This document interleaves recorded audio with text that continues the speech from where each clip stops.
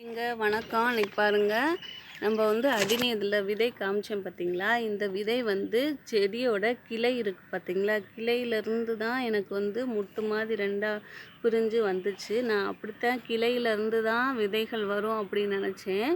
ஆனால் பூவிலேருந்தும் விதைகள் வரும்னு சொல்லிட்டு நானும் இப்போ தான் கவனிக்கிறேன் பாருங்க. இதே செடியில் இங்கே பாருங்க, இந்த இடத்துல பாருங்க, இது பாருங்க, பூ பூத்தது. இந்த பூ காம்பு இருக்குது பார்த்தீங்களா? அதுலேருந்து 2ஆக வளர்ந்துக்கிட்டு இருக்குது. இது வளர்ந்தோடனே நான் காமிக்கிறேன், இது விதை தான். அதே மாதிரி பாருங்கள், இங்கேயும் பூ பூத்தது. பூத்து அந்த பூ விழுந்த பின்னாடி இதில் ஒன்றா வருது.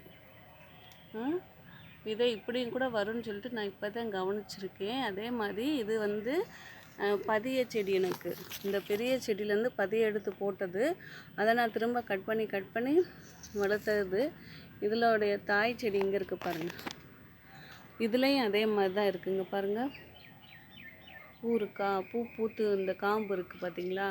இந்த ஒரு பூ விழுந்துருச்சு, இன்னொரு பூ இருக்குது பாருங்கள்.